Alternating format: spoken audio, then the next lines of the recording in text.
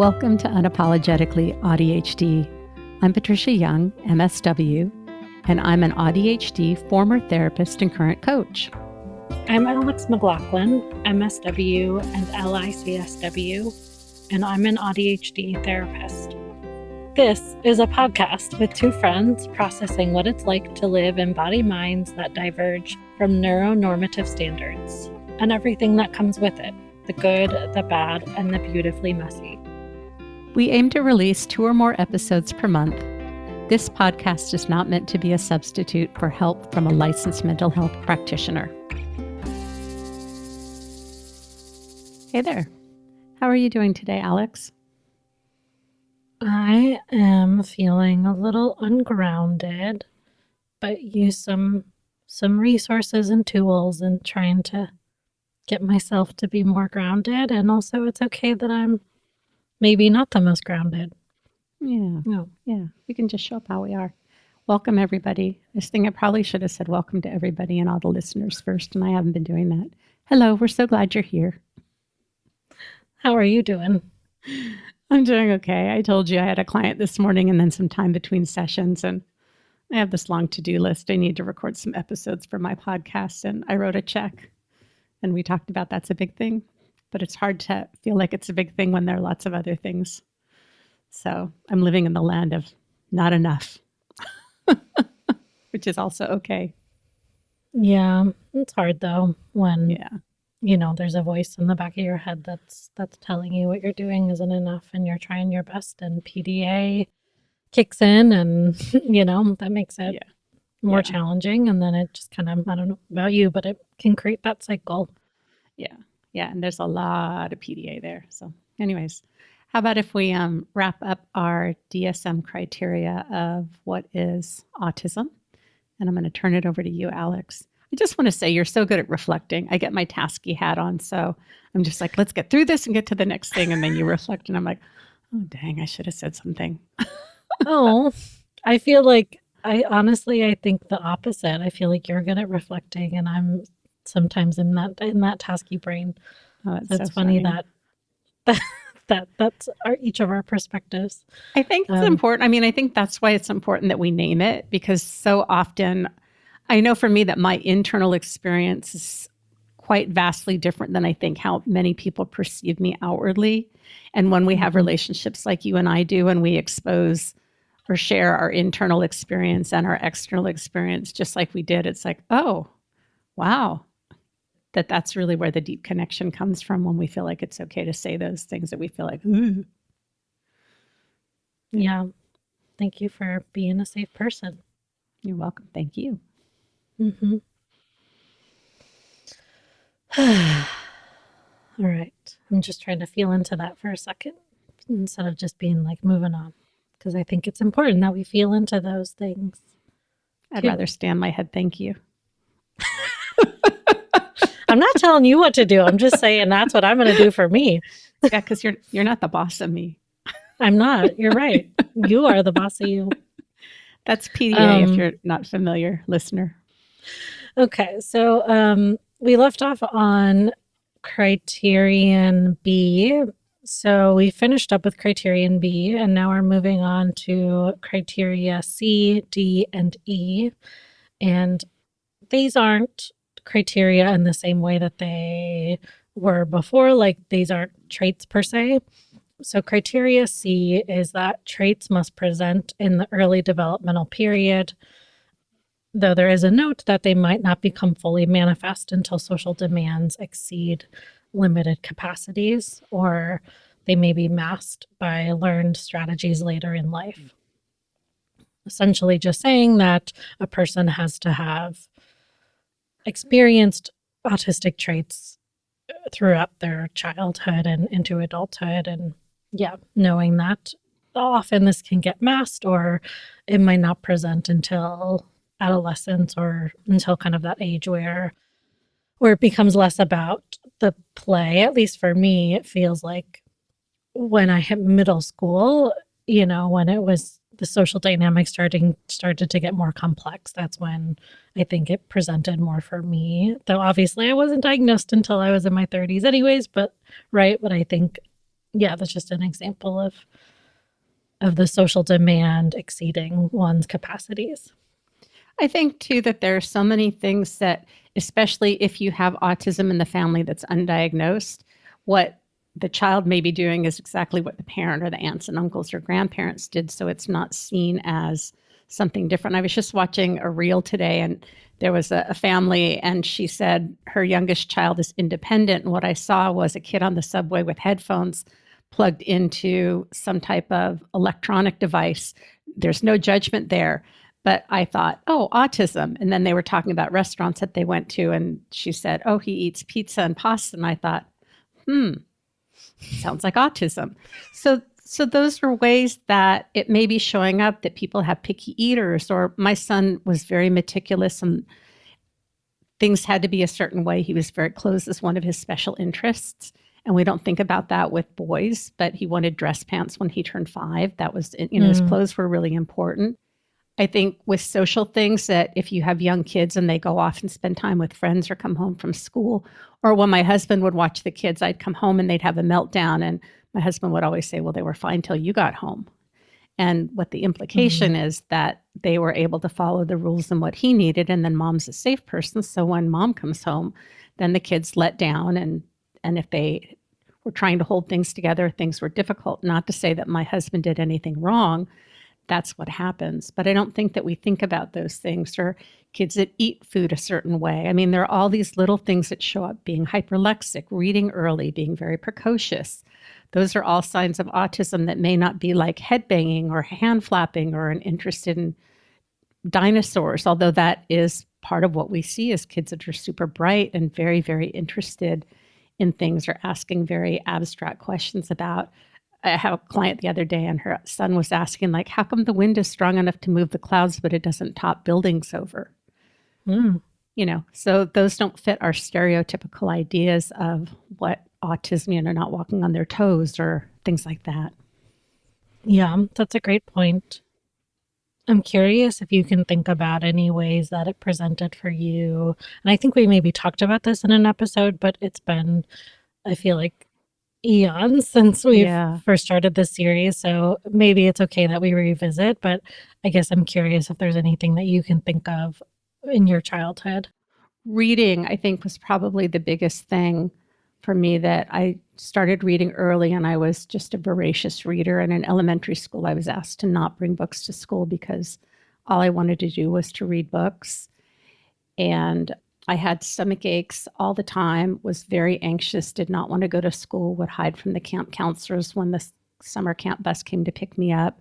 I'd sneak out of the house to go buy candy. I think candy was a way that I self-regulated. I think it's how I stimmed, but I had a lot of shame around it because of the sneakiness around it. So many times, I think, although nobody knew because I was very compliant, but I think adults see some of these behaviors and they don't understand it in terms of autism and trying to self-regulate, and they see it as misbehavior, not necessarily with my behavior, but I was talking with a friend whose child was diagnosed with oppositional defiant disorder. And I thought, wonder if she has PDA, pervasive persistent drive for autonomy, and is an autistic, because this is a young kid that's acting out more as opposed to acting in, where many folks that are assigned female at birth, a lot of sensitive boys as well, we tend to internalize. So that's why I had stomach aches, headaches, a lot of somatic things a lot of the time. I didn't like leaving the house. I really liked if kids came to my house, and I didn't like going to other kids' houses. As a heavy sleeper, I wet the bed. And I remember spending the night at a friend's house and wetting the sleeping bag, and her mom being really frustrated, and how much shame I felt. And like, I was just having a good sleep. Yeah. Yeah. How about you? Anything that you can see? Yeah, I think kind of looking back, I was always told that I was like a shy kid and was kind of always in my own world, and like could entertain myself for hours. And right, I think that is consistent with autism, of kind of being internally in your own world, right? And like escaping to fantasy, escaping to your own mind. Watching like home videos, I would see people talking to me and I wasn't making any facial, like I wasn't making eye contact, or sometimes wouldn't even acknowledge them because probably I didn't hear them. Yeah, I had seeing like pictures, like I would often stim with like my fingers in my mouth and was just like chewing on a bunch of stuff. Mm-hmm. Yeah, and when I would sort and organize things, and when I played Barbies, I wanted to set up the house. I didn't want to do the imaginary Mm-hmm. play of Barbies, and I would, right? But I experienced more joy setting up the house. Mm-hmm. And then in middle school, I was really obsessed with Hanson, the band. Mm-hmm. And I had posters all over, like my walls were covered. Mm-hmm. And it would be, I'd want to talk about them all the time. I'd want to listen to them all the time. I would wear the band t-shirts all the time, kind of past the point where it's quote unquote like socially acceptable. Mm-hmm. Yeah, I think those were some of the ways that it presented for me. And just taking things really literally. Mm-hmm. I mean, I still do, but I understand, right, the nuance, and I can understand like how to kind of pick up on like if that was literal, if someone meant it literally. But yeah. I think too that if the behaviors of the potential autistic child are not disruptive to others, it's not an issue. It's only when that behavior becomes disruptive to other people that people take notice. And that's one of the big reasons why it goes unnoticed. Yeah, that's a great point. I'm thinking too, I loved looking through cookbooks and especially the baking section. I like baking, and those are things that are pretty average. I was also very precocious in this is probably the autism going back generations and having immigrants, but language and English and using correct words was very important. And that just feeds into being pedantic. And if you're not familiar with the word pedantic, it actually has a very negative connotation. But autistics are like exactness is very important, and it's often confused for thinking that we need to be right. But the meaning of language, how language is used, exactness is just part of how we understand things and asking lots of questions. So that can also look like we're trying to be difficult, but it's that being pedantic, which really is, I'm proudly pedantic. I don't know if other autistic people would have that same positive connotation, but it's just who I am. Yeah, thank you for defining that, because I was having a moment where I'm like, I don't remember what that means. Mm-hmm. Yeah, the external presentation. So, something to keep in mind is the diagnostic criteria, right, is built around how autism externally presents, meaning how other people are going to observe autism in in others versus like the internal experience. And so my hope is that we've provided examples of how it might show up internally as well, so that folks have a broadened idea of what autism is. Yeah. Anything else you want to say about criteria C? That's all I can think about for right now. But I know before I got my diagnosis, I was concerned because I really couldn't come up with what I felt like were things in my childhood. I mean, I shared the things that we've talked about, and obviously that was enough. Also counting. I was a big counter as a kid, counting lots of things. So, yeah. Yeah, I used to do that too. I would count. Well, I think part of this was ADHD, but I'd be in church and I would count the like ceiling. I don't know. There were like beams. The church I was, was quite pretty, I think, the like architecture of it. And so I would count those things, but that was just to kind of keep my mind occupied because I found church so boring. Yeah. Yeah. Okay. So moving on to criteria D.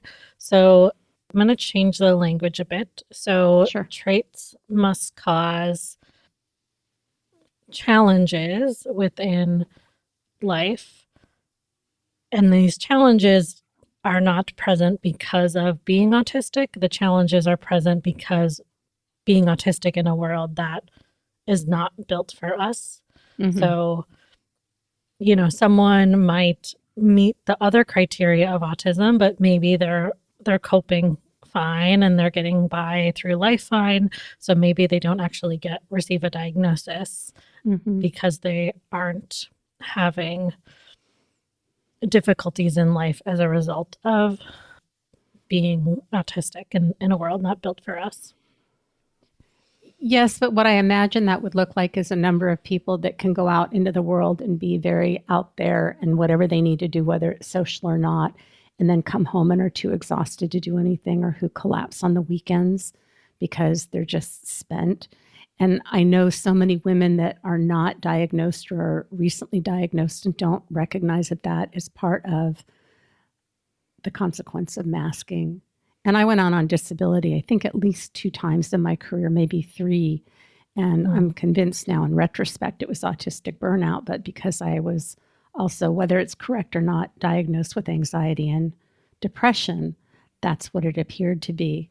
And so again, when we look at the criteria, I was functioning, I was productive, I just needed some time off, or I could go to work and then I couldn't get a lot done, but the amount of energy that I could put into being, quote, productive and successful, and nobody knew what went on behind closed doors. So people can have this impression that they're doing well, but not knowing that this isn't normal or average. Yeah.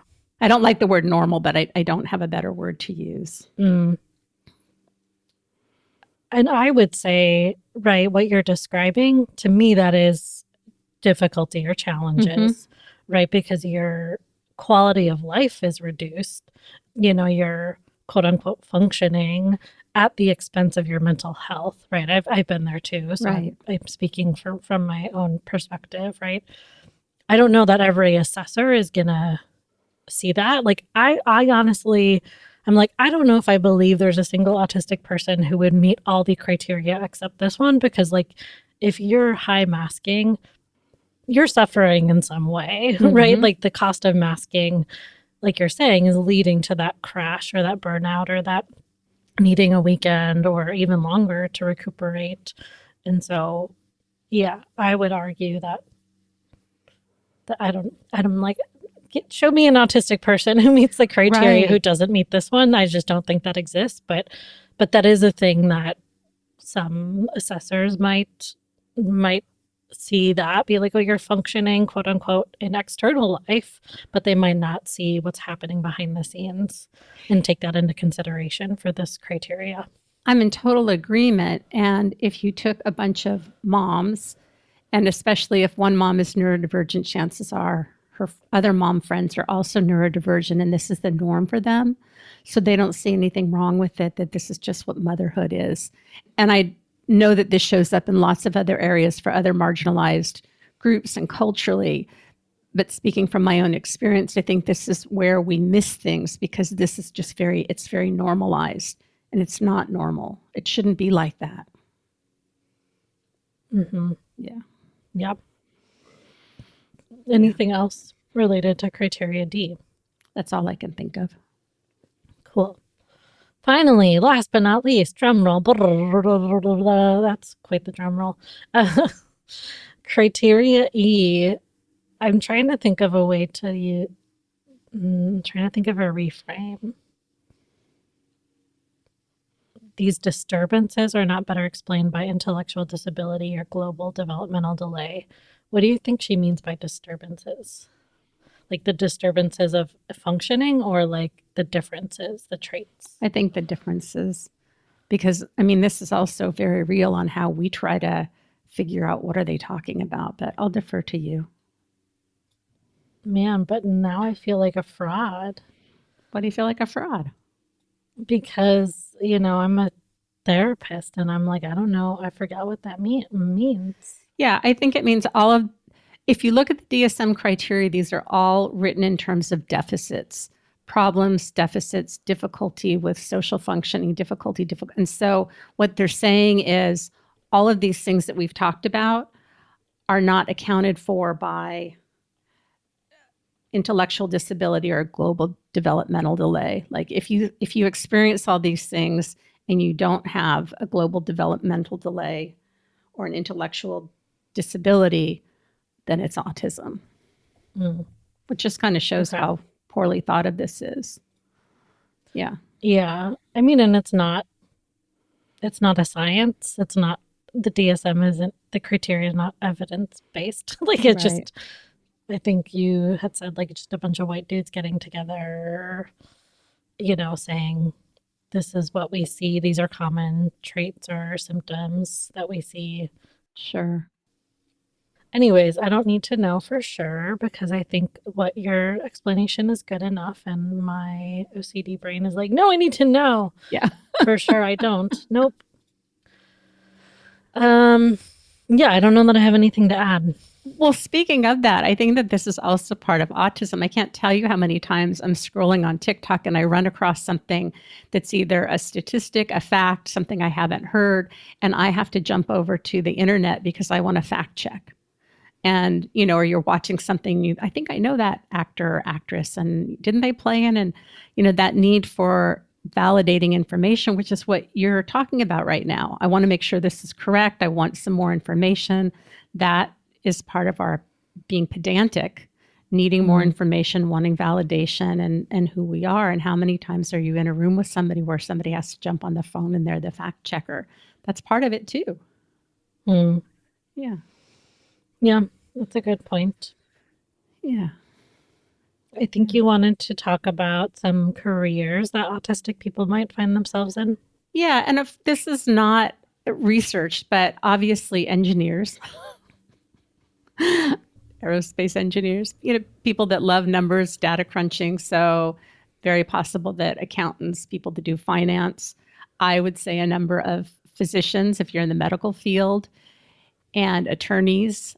I would also say musicians. And I have book club, and so I'm listening to this book for the book club, and it's talking about these two people and the way that they related over music and their extensive knowledge of songs and music. And that can be a special interest. And it's not uncommon for autistics to have perfect pitch. I am not one of them, but to have perfect pitch. And so we think often of autistics in terms of engineers and being very critical thinking and logical, but I think it's equally apparent for those of us that are maybe more internalizers, more of the sensitives, creatives, artists, that's where it can show up too. Now, please understand, I'm not saying everybody, but these are areas where I think that it had data analysts, people that love data and putting it together. Yeah. I would also wonder too about like scientists like that, maybe do more kind of the data analysis or like experimenty, like science. Researchers. Thank you. That's the word. Yeah. I would think that librarians. Yes. Yes. And I wonder the amount of AFAB individuals that are autistic that go into the helping profession in some form, like psychology. Yeah. I would bet that there's a higher percentage of us in this field. Yes, absolutely. I wonder about like police too.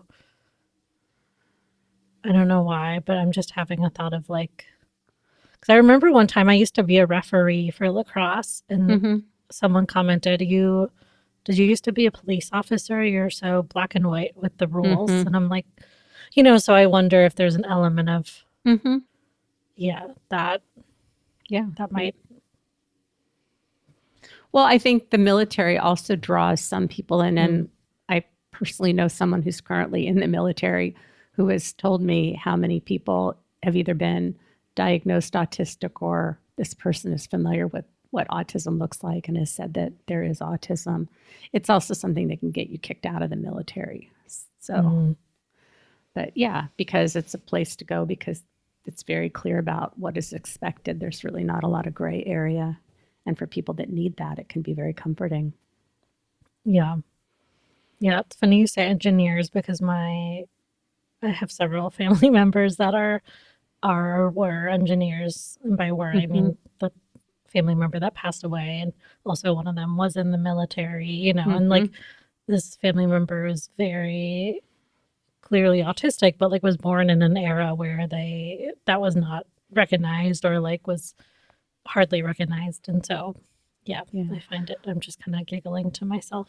Writers and comedians as well, because they observe so many things. When you read something that's very descriptive or noticing differences, and I don't mean that positive or negative, but just how descriptive things can be. And comedians who we laugh because they're talking about things that we experience, but it's not conscious to us. Yeah. Yeah. Yeah. Is there anything else that you feel like would be helpful to name while we're on the topic of, autism and the diagnostic criteria? I was trying to think because I know that so many people that come, even just to do consults with me, identify as a highly sensitive person, which is what I specialized in before I knew I was autistic, and we'll have a consultation thinking, have you considered autism? And I'm surprised that more often than not, they have thought about it. And I just keep thinking, how can we get the information out? What are the things that people are not hearing? And that tendency to want to go back into doubt about, even after getting a diagnosis or self-identifying, of having that doubt. And I've been going through that around my hypermobility, that a doctor of physical therapy said, I suspect I'm hypermobile. And he confirmed it and he evaluated me. But I'm like, yes, but he didn't do this. Maybe I'm not. And so I'm just also reflecting that tendency that we have, that even once we get a diagnosis or we self-identify, that there's that tendency to go into doubt. Yeah. And I would say, I don't know about you, but I feel like at this point in my journey, I don't doubt it anymore, but I think it's not linear, right? I think it can come and go. So, yeah, I want to name that. Yeah. My brain is like not sure what else to say. So I know. I'm kind of in the same place that I want to say something that's really profound or meaningful that somebody will go, yes, that's it. That's what I needed to hear. But I think the self-doubt, and there are times when we can operate in society and do very well. There are times when we struggle more. I think the expectations before we know that we're autistic, we think that we're just falling short. I mean, kind of this example of I wrote a check and felt really like I didn't get anything done because I feel like societally I should be very productive, and it just didn't happen this morning. It may come later, it may not. But how often we have these standards that society sets out, and if we don't meet them, instead of recognizing we're not wired that way and the world wasn't meant for us, and it's okay if I only write one check today, that we think something's wrong with us. And that kind of keeps us in this place where I think that when we do get a diagnosis or self-identify, we go into doubt because it is inconsistent. And also finding other people that are neurodivergent doesn't always mean that we're wired the same, that we will bump up against things in those neurodivergent relationships. And I think there's this expectation of, I'm going to find my people and everything's going to be okay, but it looks different for everybody. Yeah, I want to say, and maybe I named this when we first started the podcast, but I think I spent so much of my adult life trying to figure out what was quote unquote wrong with me so that I could work on the mental health concerns that I was assuming that's what was quote unquote wrong. Sure. And so getting the diagnosis was life changing because it's like, okay, I don't need to search anymore, right? I know that I'm just wired differently. And so I need to accommodate myself versus trying to like fix something inside of me. Yeah. And I have so much passion around how often autistic folks are misdiagnosed, that they'll get an evaluation, maybe they'll get ADHD with complex PTSD because the assessor doesn't want to give an autism diagnosis. They'll say, oh, I see some traits, but I think it's trauma. Where if you're autistic, you're going to have trauma, or people will get a borderline personality disorder diagnosis or bipolar disorder or OCD. And OCD may be there, but the autism is skipped over. And I have such strong feelings about that because practitioners are not knowledgeable about all the different ways that autism can show up. And so the intense emotional dysregulation or having strong feelings or big feelings is misdiagnosed. And it just hurts my heart.